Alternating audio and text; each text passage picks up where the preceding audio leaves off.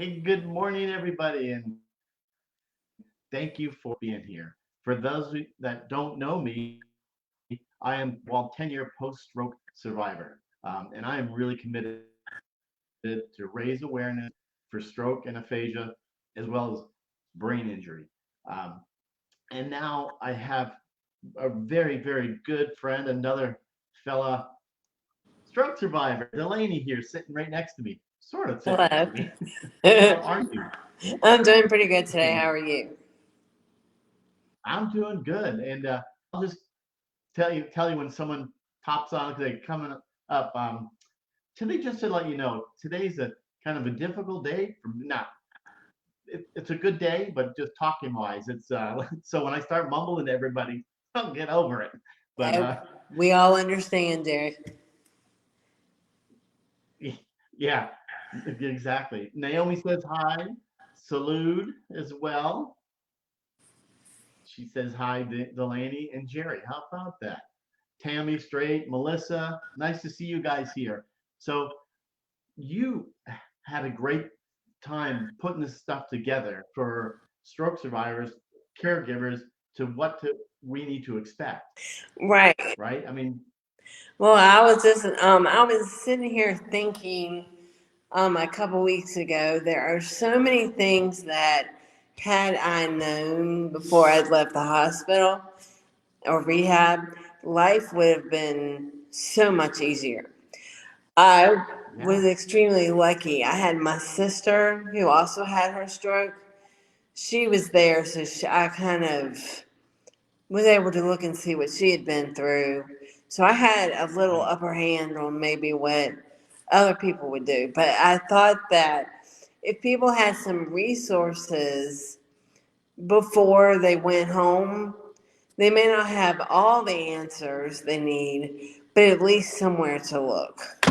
Exactly. Now, for me, getting out of the hospital, I wasn't prepared to go home. I actually didn't want to go home because I was so taken care of at the hospital. Yeah, after 2 months or so, my hospital stay is what I knew. And then going home, I was lost. And yes, it's funny you say that because there's that sense of safety because you always had a nurse or a doctor or a therapist holding on to you or telling you what to do. And Yes. then whenever you get home, it's like, whenever they give you a baby after you leave the hospital, "Well, here you go, have fun, go raise this kid." And you're Yeah, like, do what? exactly. I'll just interrupt. Brooke Allen says hello. Paul Cummings says hello. Lynn says hello. Lynette Price, Mike Peterson, South Wales. Hello, We everybody. everybody and Ken and Melissa Overfield. Hello. Um, but anyway, keep going because you had. I'm going to try to put these resources in here on the stream while you Well, take care I of was just, everybody. and I talked to you about this before, but like, whenever you're in therapy or physical therapy, they always teach you, like, if you happen to fall at home, okay, these are the steps, in trying to get yourself back up. Find Yes. something you can lean on or whatever, just to get yourself back on your feet. But Right. if you fall emotionally after stroke, it's kind of like you don't know what to do because emotions, as you know, after a stroke, there are so many things that have changed in your brain. Depression, anxiety, um, pseudobulbar effect, which Yep. emotional liability, which we've talked about. Um, these are things that were never discussed with me. I mean, there was some. I had depression and anxiety before the stroke, but nobody told me, "Hey, the stroke's going to make it worse." Right. Right. You So know, and it was not suggested. Hey, go seek out a counselor or go yeah. seek out a psychiatrist. None of that was really ever. It was like they didn't keep it hush hush, but it just wasn't brought up. Same here. I completely understand. Melissa just says they didn't teach us that. They didn't teach us any of that stuff. And it is amazing because when I got out of the hospital, as I said, I was so lost emotionally. I didn't know what to expect. I was, do I get a job? I couldn't work because I was just such a mess. And I like your story. I think we talked. I don't know, it could have been a year ago when you talked when you went to church and you just Yes, started busting up laughing. Is that exactly. true, Barbara? I can't say it. Yeah, exactly. I went to church and, sit in the middle of the aisle and bust up laughing while the preacher's preaching and can't get up because if I get up, I'll fall. 'Cause I'm laughing so hard. And I mean, I missed funerals and weddings and other important events just because I don't want to cause, distraction and be. Yes, I feel like an idiot whenever stuff like that happens. I know that it's not my fault, but other people may not know that. yeah. I think me being 10 years out, my whole family Right. knows how I am. I mean, watching this morning, I don't know what I was watching, about that girl that climbed, in Yosemite. She climbed it. She was telling her story. I was crying.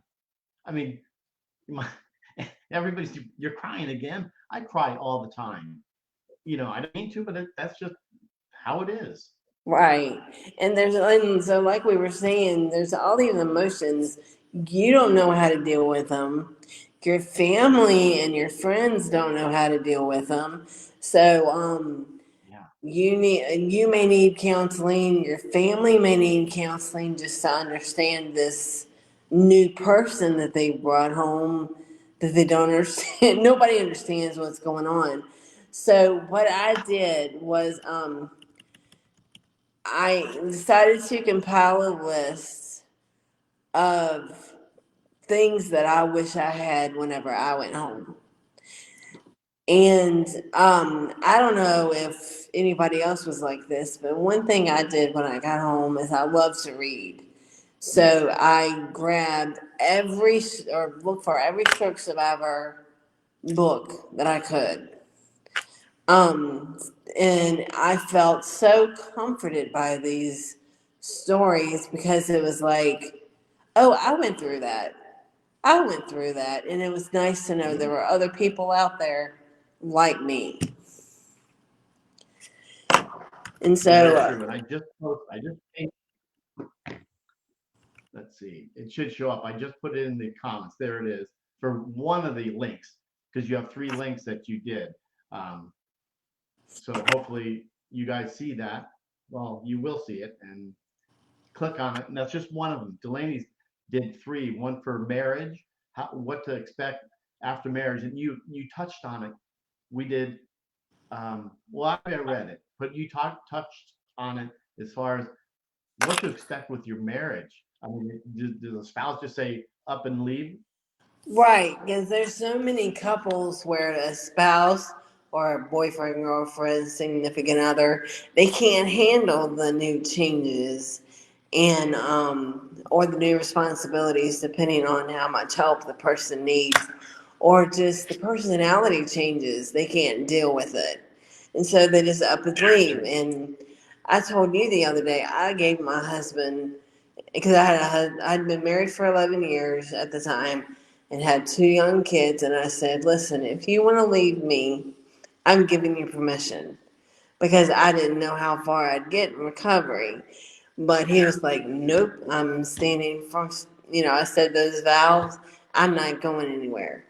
So here we just celebrated our 19th wedding anniversary, and we are one of the, I'm just very lucky. Yes, you are. Well, you're fortunate. Your husband stuck by. Same with me. We both have great spouses that could have just up and left, Right. but they didn't. Yeah, yes, and they were affected by, like I said before, they were affected by this stroke just as much as we were, just in different ways. So true. Did you have because reading through the some research that I did is my after I had the stroke, when I left the hospital, my occupational therapist didn't come to check out my living quarters or how I'm supposed to um, do we need a ramp? Do we need some kind of thing to help me? All I remember doing is help me get dressed, teach me things like, but didn't teach anything else. Talk They about did. speech. I mean, they didn't teach you how to live, if that makes sense. Um, in my book that I wrote, I have this whole chapter called The Real World. Remember Yeah, that show, The Real yeah, World? oh yeah, Um, because I had this idea in my head of what life would be like whenever I got home. I'd be back to cleaning house and cooking yeah, dinners and helping with homework and all that stuff. And honestly, for the first 6 months, none of that happened. There's right, a lot of crying, frustration on my part and on my family's part. And what happened in reality was nothing, like what I thought it would be.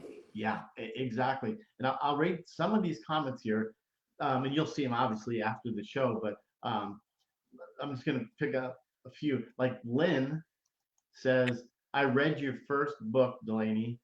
Um, Salute says, "Thank you, Delanie Stephenson, for the resources."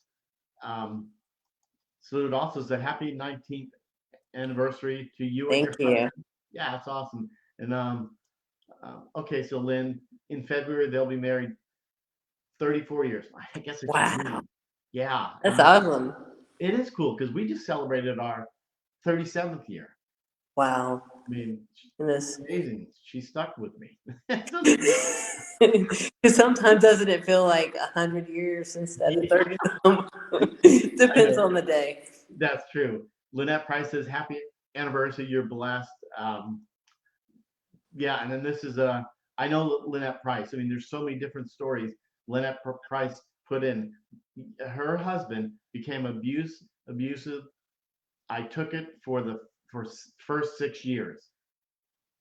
That changed, but oh, and then you have kids. Not only you had little kids at the time.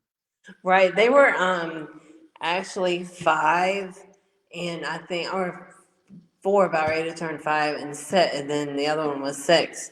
And they actually saw me have the stroke.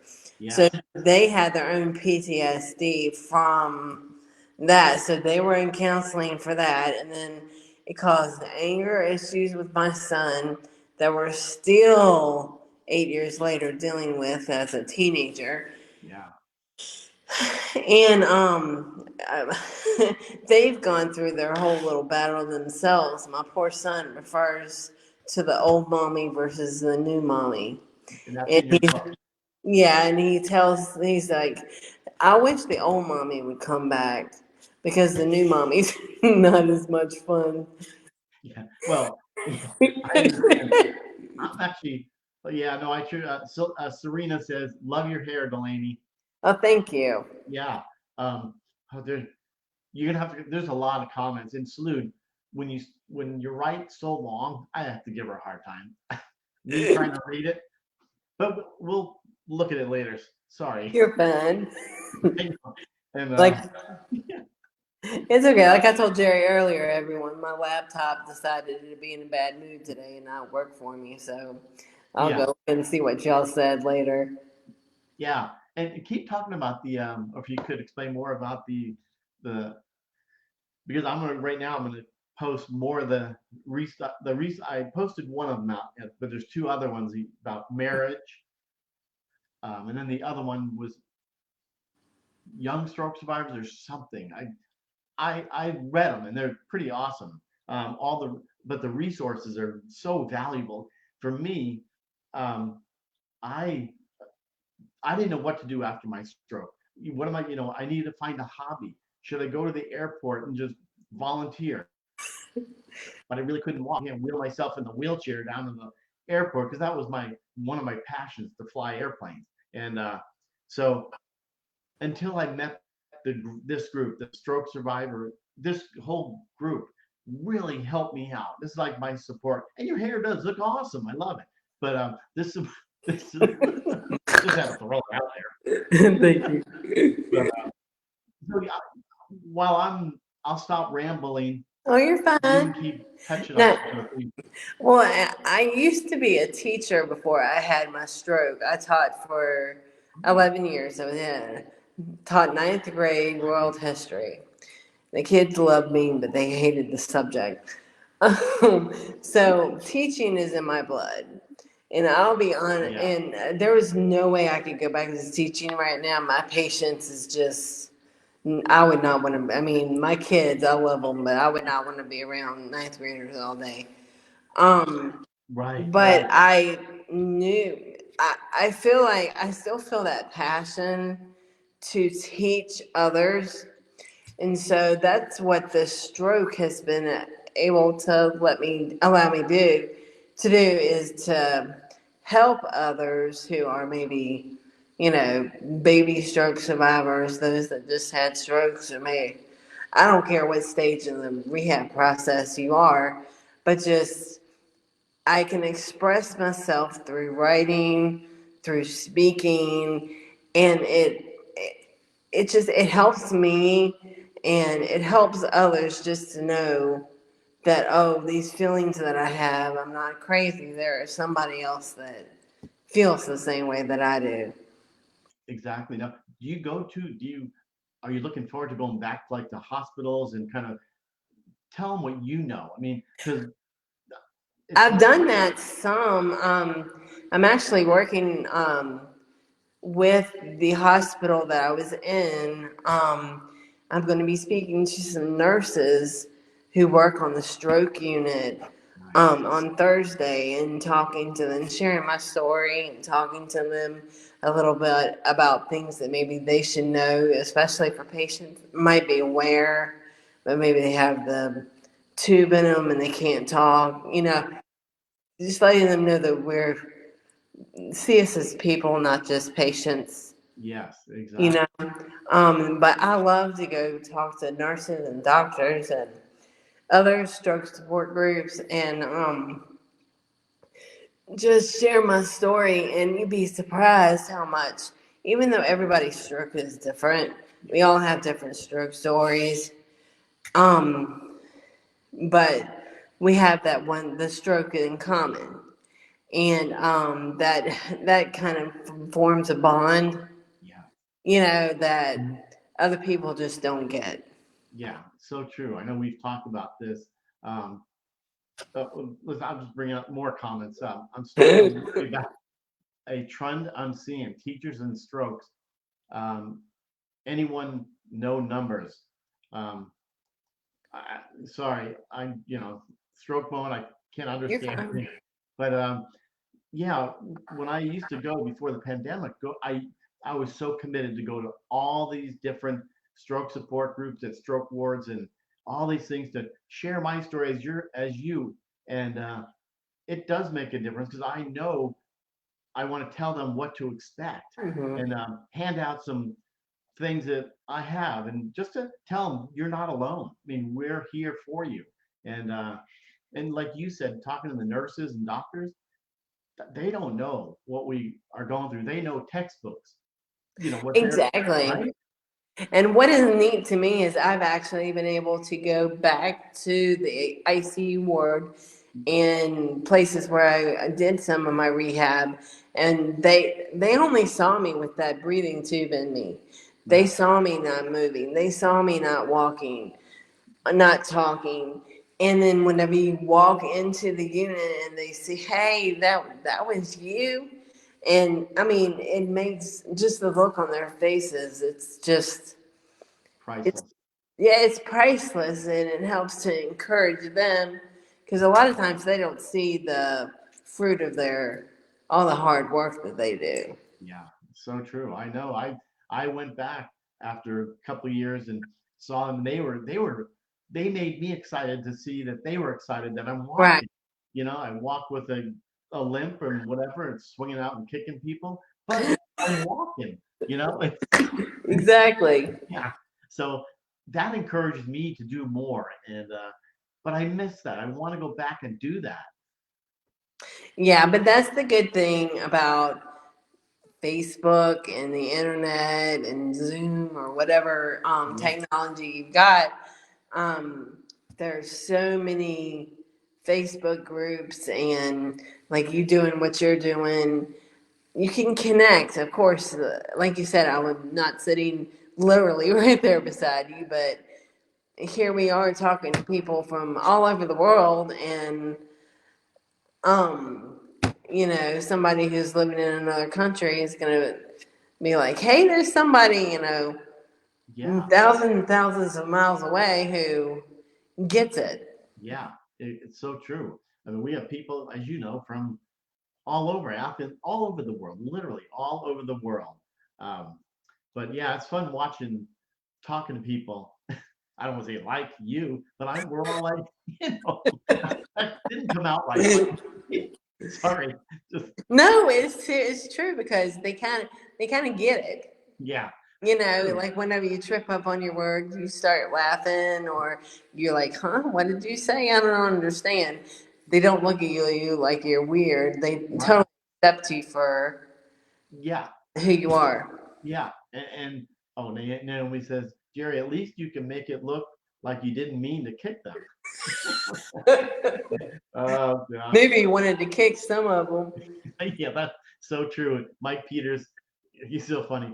I'm from South Wales. You know, Mike Peters. Wow. Yeah, United Kingdom. He's a great guy. They're all great. I love everybody. You know, this has really made me so much. How do you say that? I'm so, You're so elated, so happy. yeah, so happy that I've met you all, and it's really, yeah, it's just so nice to see that there's so many other people that are like us. You know. Exactly. And I think that awareness is key.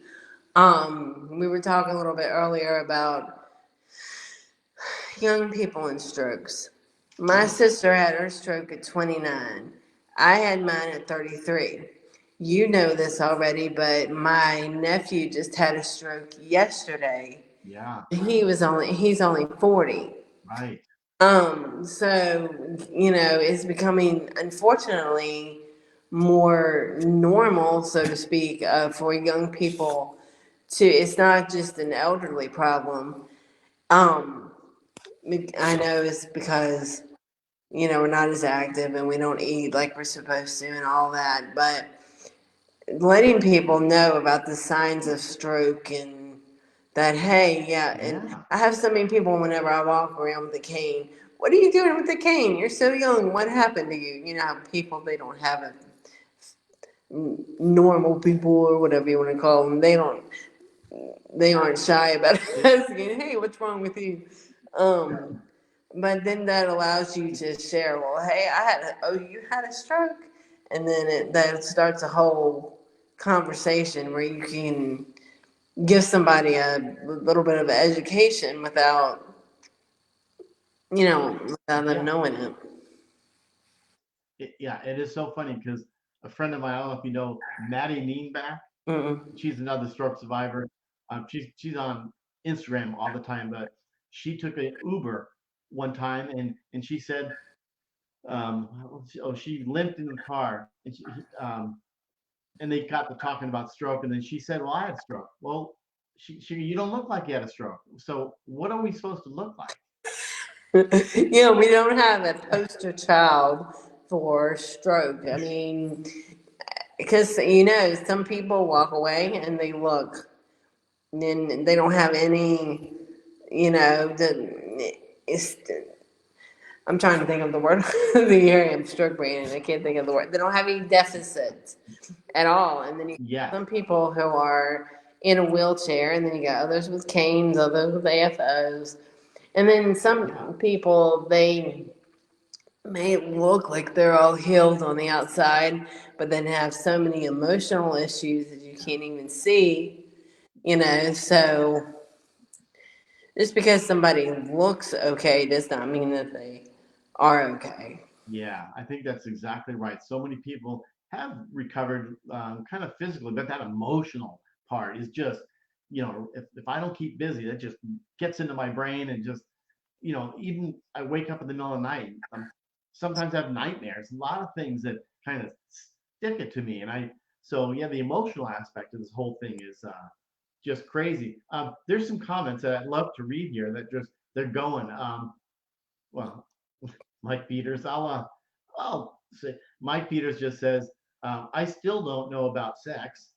Um, and, and, and he says, my emotions were all over the place, and people treated me as I as if I was retarded. And and then he also says, I told my wife to put me in a home and move on with her life. And he also said he didn't like being showered. At first, I didn't. I was so nervous but I couldn't do anything. And then finally, you know what? Have at it. Just shower. Just Exactly. I've got a funny story about a shower. They get you in there, they strip you naked and hose you down, or feel like I was at a car wash or something. But one time, a girl, she was new at the job. She forgot the towels, so she had to leave me in there, and like I was going anywhere, but I was in there spread eagle, nothing on, and she's like, "I'll be right back." I'm like, "Well, no, like I'm going anywhere." So she thought she shut the door when she left, but she didn't. It didn't, and the door just slowly started to creep open and open, and here I am. I can't talk. I can't move. I'm just, the whole world's gonna see me. And somehow, right before anybody could walk by, she came in and slammed the door. Oh, I'm so sorry. I'm so sorry. And I was so lucky nobody saw me. But I mean, like, what are you supposed to do in that situation? I mean, all I can do is laugh. I mean, so true. I know exactly what you're saying. That showering at first that would kind of bother me, but I got over that. It's like just like that, the pride.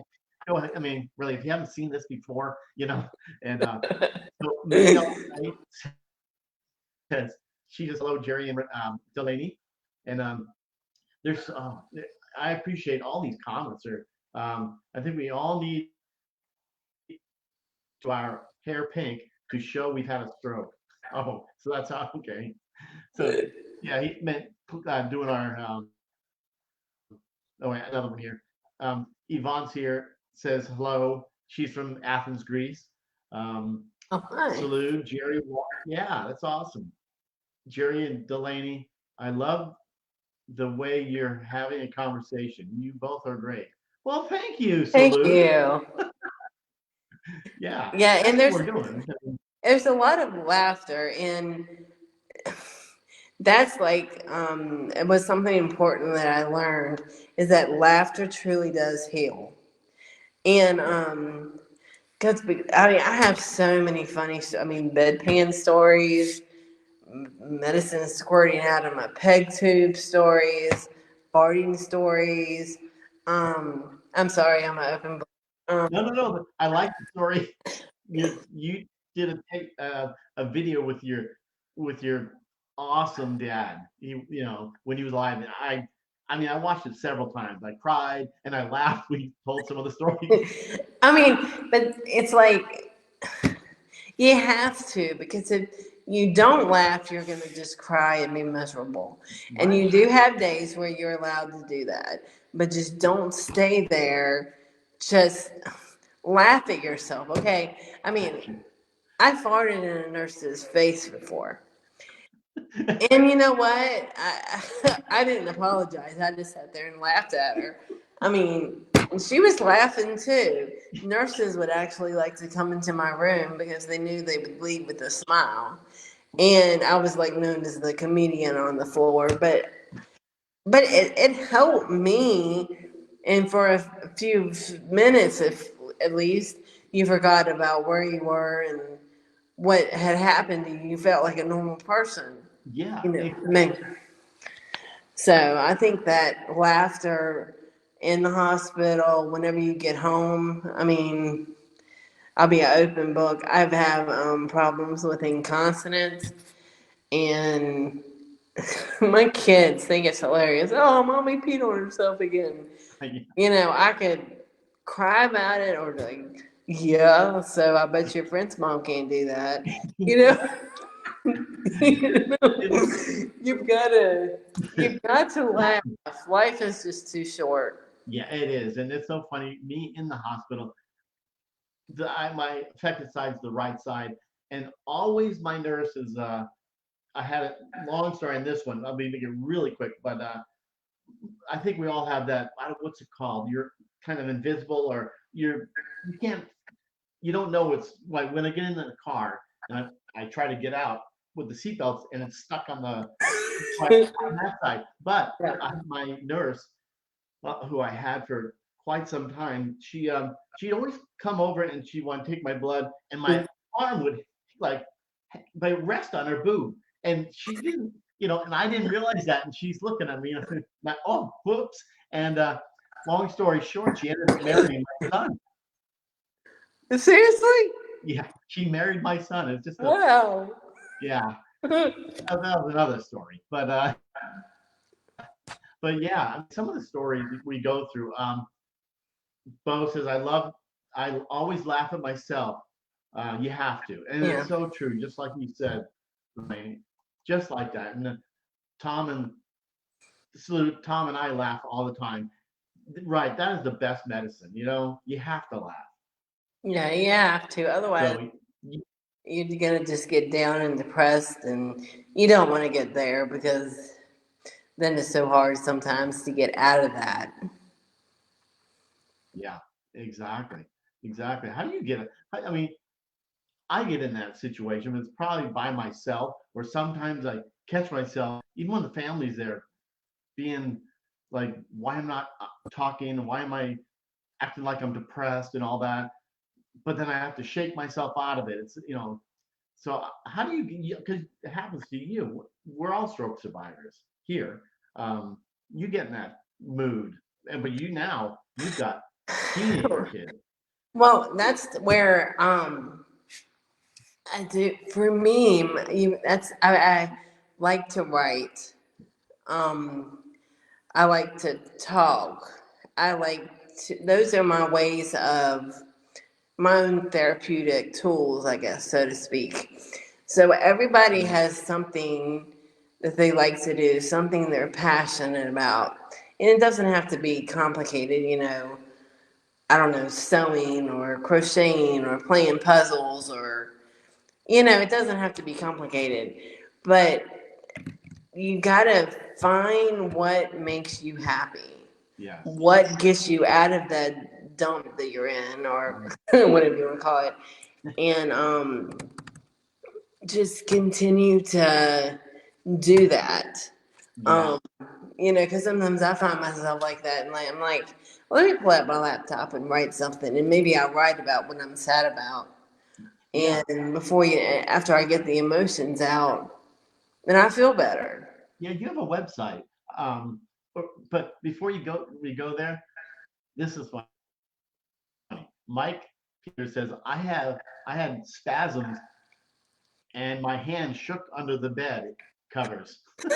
Look rude, but You're so excited. yeah, yeah, that's funny, Mike. But you blog and post on one uh, what what's the site? Oh, the site that I do a lot of writing on, it's called themighty.com. Yeah, okay.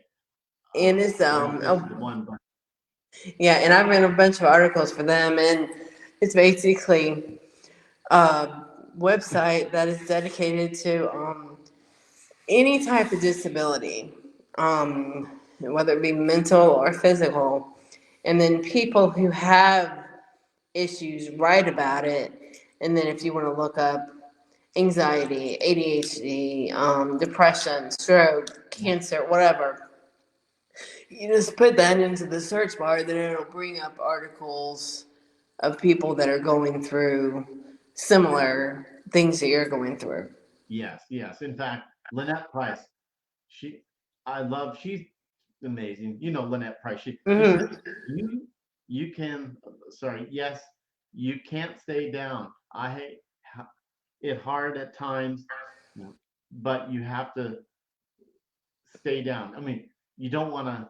She always says, you have the right to be get yourself like in a dump or feeling bad or whatever, but you don't have a right to stay there.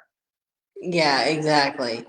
Because that can get you into a lonely place, and it just that, and that's another thing is I besides doing the writing, and I like to be around people, Yeah, talking to people, yeah, especially talking to other stroke survivors, people who, like I said, who get it. Because sometimes you try to explain to your family why you feel the way they do, and they are empathetic, but they don't exactly, yeah, they don't exactly understand. But then whenever I can talk to you or even talk to my sister, and then, oh, I felt this way too. And so it makes you feel a sense of, yeah. calm that the other people are feeling the same way I do. It's so true. In fact, it's scrolling. You probably can't see, but it's scrolling across the screen and it says you're the mighty.com 2020 what stroke survivors want you to know. So eh, I don't know if I put that in the thing, but it's scrolling across the bottom so people can see it because I've read it and it's it's great. I mean, you did a wonderful job and it's true. I mean, authentic. I understand it. Well, I understand you saying that. And whenever I wrote that article, it's not just things that I wanted people to know. I actually asked a whole bunch of stroke survivor friends, what are the top two or three things that you want other people to know? And so it's what a lot of stroke survivors. It's not just how I feel. It's how a lot of us have felt. Yes, exactly. I love reading that.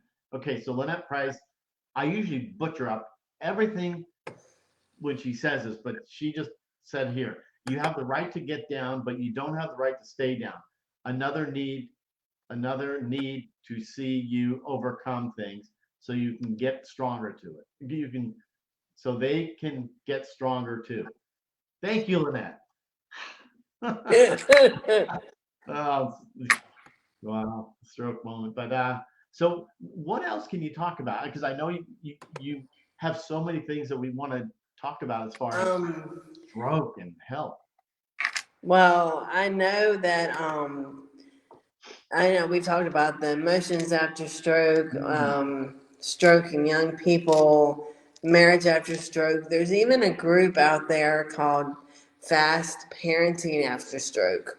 wow. Because since there are so many more and more younger people having strokes, you've got 20 and 30-year-old moms and dads who still have to.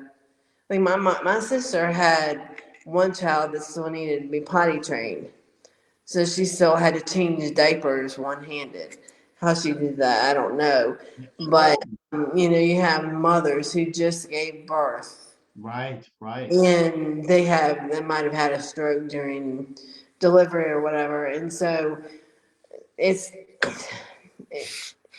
a lot of times it's nice to reach out to there's no parenting handbook, just under normal circumstances, but you put all these emotional issues and things that you're going through, and then like I've got two emotional teenagers, going through regular teenage stuff, and Yeah, so a lot of times we clash because they've got hormones raging, and then I've got my own self raging for other reasons. your poor husband. Exactly. And see, that's a bad thing is my kids, they love me. I know they love me without a doubt. But I have a hard time getting them to respect me. Yeah, And so my husband a lot of times has to be the bad guy, and he has to, all the punishing or taking away or whatever the case may be. right. He has to deal with that. And then that takes an emotional toll on him because he feels like all I do is punish these kids, and then I let them. And then he says that I let them get away with everything, but I don't mean to. It's just that I can't.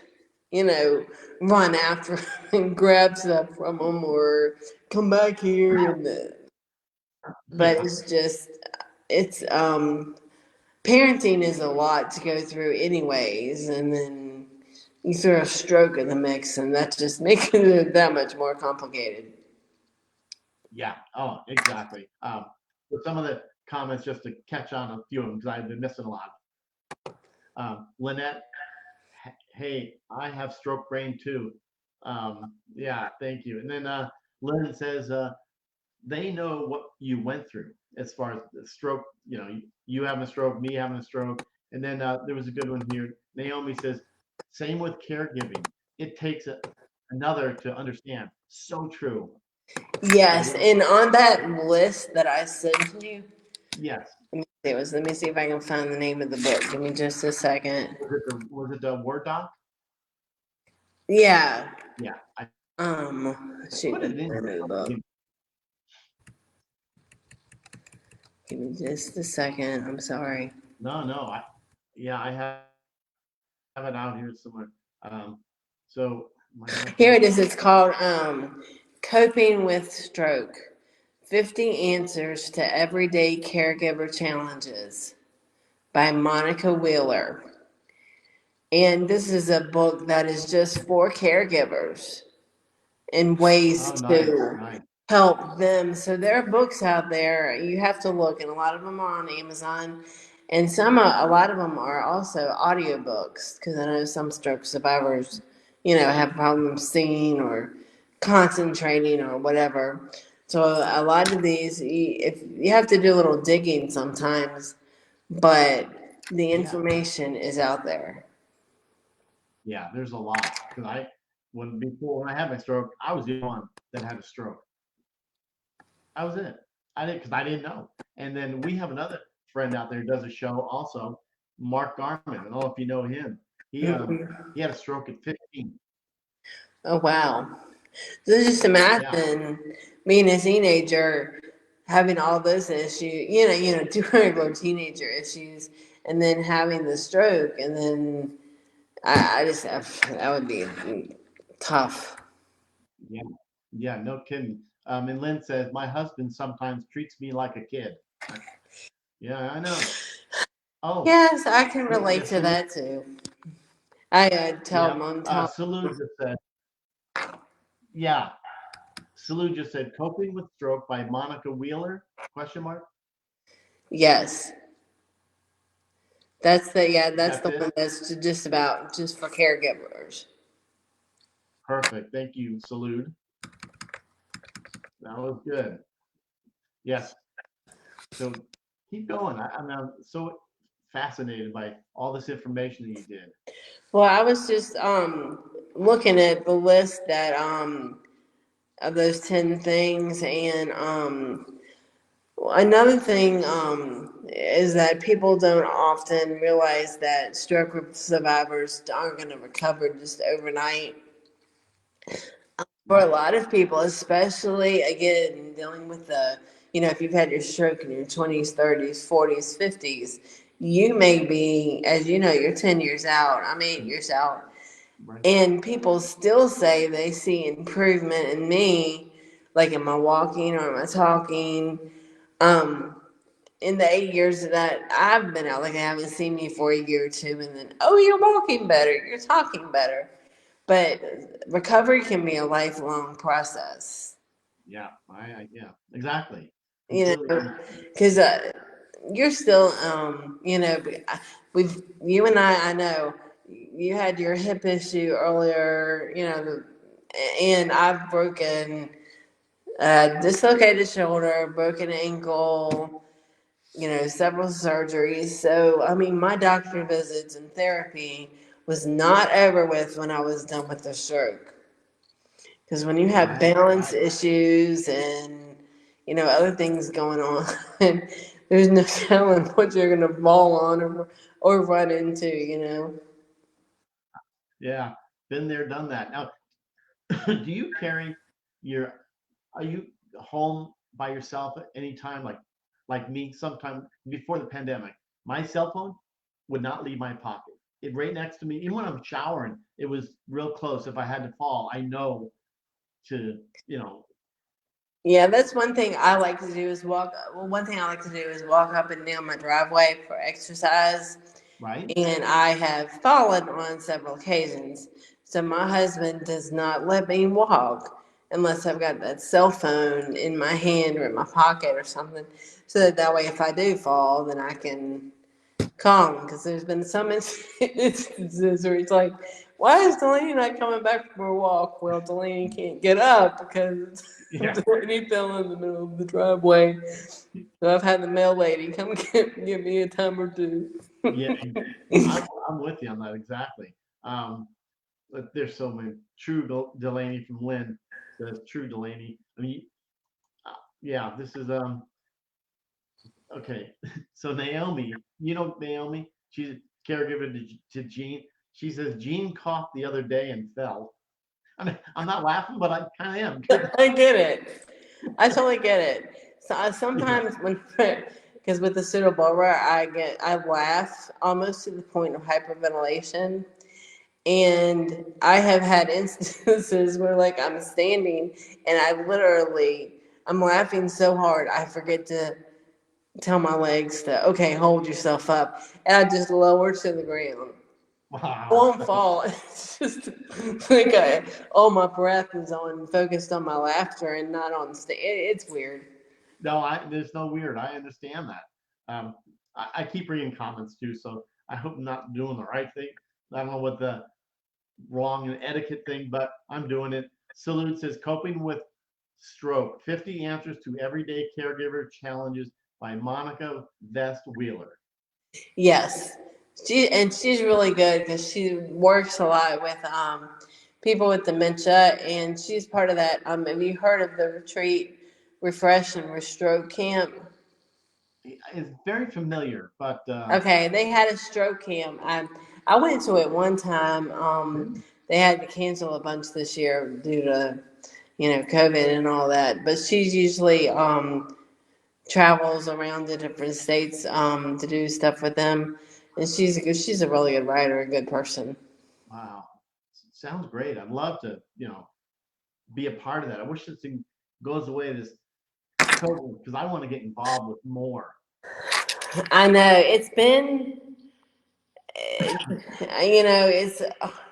I like to. I will be honest. I like to be at home. Home is my safe space. Yeah, It's where I feel most relaxed, the most comfortable. I don't feel like anybody's watching me, yeah, judging me. I feel understood. yeah. So you feel like that still? Yeah, yeah, I still do. Yeah. Okay. Because do you actually think, we probably said this before, real, before I forget, Lynn says, I always pee myself when I sneezy. Hey, after babies and a Yeah. stroke, that's a bad combination. I get it. Exactly. So when you, like, your husband and kid, you guys are ready to go somewhere, you thinking that, okay, I got to figure out how I'm going to get through where I have to go. The road or the street is going to be, you know, do I have to walk or, yeah, I just want to make sure I'm prepared for that. From the moment my feet hit the floor in the morning, it's like I have to about putting one foot in front of the next. It's hard to explain to my husband how much thinking fatigues me because if I don't Yes. think about okay, walk here, walk there, bring your cane, say this, say that, um, that's whenever I fall or I slip up or whatever. So at the end of the day, my husband is like, "Why are you so tired? You haven't done anything today." Well, Yeah. to just to walk, just to carry on a conversation. Yeah. I like after we get done I here, would. I'll probably be exhausted just because was Yeah. thinking for for a solid hour, hour and a half, whatever. Yeah. But nerve fatigue is real, and it's something that a lot of people just don't get. Right. Right. My wife does now, but she knows if I'm tired, sometimes I'll go to bed or just to lay down, just to, even if I don't sleep, I'm just gonna lay because I'm completely fatigued. You were saying earlier, um, like they don't really get it. Some people, most people don't really get it if you didn't have a stroke. And then well, when you have a stroke, then you'll see. I mean, I know it's not the nicest thing to say, but your wife starts saying something. Well, sorry, honey, but when you have your stroke, then you'll understand. Well, I mean, That's right. oh goodness gracious, that's funny. I know, but But it's true. If you haven't been through the situation, you don't really get it. You don't. that's right. You don't exactly. Um, yeah, Lynette says, I have said this before, cell phone service at my home doesn't work, but I keep my landline phone in my sports bra. So when I fall, it will stay with me. So ladies, keep your cell phone on you when you fall. A sports bra works great. That's very true. I have to remember that. Yeah, You remember that too, Jerry. yeah, I know. Yeah, luckily I have pockets, but you know, um, No, but it's true. I do wear a life alert bracelet type thing. Just stating that I'm on blood thinners, yeah, which is and I know some people have little bracelets that just say blood thinners, but that's always a good thing to yeah. I have. I understand. When I had my hip surgery. Um, I this is a common thing. I have to have surgery. I can't take blood thinners. Cannot take them because my hemorrhagic stroke that I had. And I tell everyone right before I'm going to surgery. Okay, make sure I can't take blood thinners. What do? They give me the thing, give me blood thinners. And so when I woke up, they said they put another injection to get the blood thinners like corralled up and make them dissolve. But it's so I have to wear that, even though I'm not wearing it. But yeah, because I'm not, I know that there's really no excuse, but you know, it's all good. So okay, let's see. Okay, so salutes. Okay, Jerry. Well, you can read long comments. You just read Lynette Price's long comment. Oh, sorry. Oops. Okay, salute. Gosh, I know we're close to the end. Salute. I'm looking for yours. Gosh, dang it. Now I feel bad. Sorry, salute. I love you though, seriously. But no, so I can't find it. You may have to copy and paste because, oh gosh, salute. Sorry. I'll be there watching your show. He called you out. That's okay though. I mean, I could take it. Whatever. Um, sorry, but let's see. It's getting close to the time. We really didn't cover everything we wanted to, because there's so much. That's the thing with stroke. It's not like you can pop a pill and boom, be back to 100%. There's so much that goes into it, and life after a stroke. Exactly. It's never the same as it was before. It's not worse necessarily. It's just different. It's a new normal. And that's something that I'm still working. I don't know if you are, but I'm still working on this new normal. There's things I miss about the life before, the Yeah. stroke, things I miss. But life now, I feel like it's fuller. Yeah. It's funny. I hear that from everyone. Me too. Because I thought banking was I love it. It's awesome.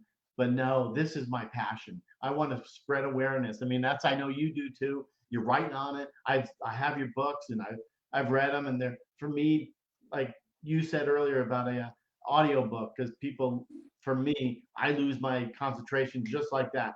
But your books I read because I can relate to, the kids and and you said earlier about you're the not the easy one. You're the one that lets the kids get away with things, and your husband has to be the disciplinary. you know, Disciplinarian. I had yeah, to think about it for a minute. yeah. So um, oh gosh. So see, when you have a stroke, you look about the, Don't worry about it. you know, my grandkids. I have some of them that I I let them get away with everything. But I get in trouble for that all the time. I don't know where I was going with that, but anyway, you know, It's fine. I mean, it's just. It definitely makes life interesting, and there's never really a, a dull moment. yeah. You So know. yeah, so true. I went to a funeral last year. I'm sure I repeated this. Went to a funeral, and this was before COVID, and it was an uncle of ours, and he has his own jet, obviously. So I flew. So my aunt wanted me to give a speech, and so I start speaking, standing. I had to sit down because I was shaking. I don't know why. You know, it Oh. wasn't any seizure or anything like that. Oh, it's actually kind of funny because people didn't really know that I had strokes, and so they're probably thinking, "What? Look at this guy. He's like shaking. He has to sit down." And anyway, that's my. I have to stick. That was what I was talking about. I don't know, but oh, this is You're so fine. funny. I went to a funeral right before COVID too. A good friend who I'd been a friend with forever and a day, and I had to leave after like 10 minutes because my sister, she's very sarcastic, and she told me something whispered that she wasn't thinking. She knows how I am, and she whispered something to me, and it got me to laughing. I had to leave. Yeah, I was Really? like, sorry, dude. I enjoyed him while he was here. He's not gonna get mad at me for this, I don't guess. That's right. That's right. Well, gosh dang it. It's like real close to the end, and um, Virginia Bruce. I like bringing comments that I've just lost on connection with speech. Okay, for me, okay, I understand that. Really, um, that's true. And then Lynette, stroke brain. We all have it at times. God, I'm making no sense. But it's it's oh, okay. In our world that is just fine. We yeah, never make any sense half the time. so true. Wow, the time is like clicking all by, and you probably have to go too. You got your, I don't know what their time because you're at the rec center. Are the kids there too? No, they're in I got a break today. They're actually in school. They go Oh, a couple days a week now. So we get a 2 days break, which is like yeah, it's been yeah, very nice. yeah. Wow. I'm sure the whole thing, they got to wear masks and all that stuff. So Yeah, you got have to yeah. clean. Whenever they get home, they're so happy to get those masks off, and Yeah, it's just crazy. yeah. No kidding. This crazy is right. I don't know about you, but whenever I wear my mask, I feel like I'm about ready to hyperventilate. It's like I feel like Darth Vader or something. I'm going. Yeah. Oh yeah. You know, before we go, I just want to say, wear my mask. I smelled something and I couldn't take it off. I don't know if it was just me or not, but I had the mask. I'm thinking, wow, is this a good mask? And it wasn't washed because I smelled bad. But that was, And then you stuck with it till you get out of the store. I know exactly. But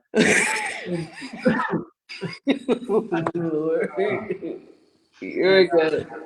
sorry, it is going out tomorrow. I mean today. I'm sending you a mask. You know, I'm excited. I'm excited to wear yeah, it. I can't wait. Gotta show me when you get it. I will. But Delanie, I mean, I can keep going and on. I mean, you're such a pleasure to talk to. Seriously, and Well, thank you. And yeah. I'll come. If you'll have me, I'll come back again and we can laugh some Oh, more. I need you. Yeah, we can just sit and laugh the whole time. There you go. Well, yeah. So, any last parting words to our wonderful group that's here? um, I'm just gonna say, just find what makes you happy.